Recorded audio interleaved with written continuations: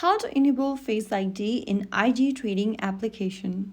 Hi everyone, welcome back to another video from Trading for Beginners. In this video, we will be learning how you can easily enable the Face ID on the IG trading app. So let's get started. First of all, launch open the IG trading application on your smartphone and log into your account. Once you're logged in, go ahead and tap on the account button at the bottom right corner from the home screen. Inside the Account tab, tap on Settings. Under Settings, scroll all the way down and look for the Face ID authentication. Toggle on the switch right next to Face ID authentication.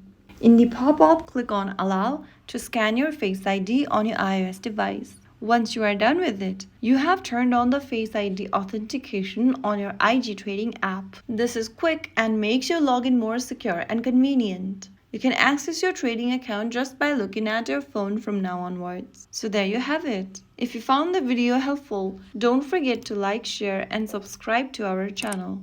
I will see you again in the next episode. Stay tuned and thanks for watching.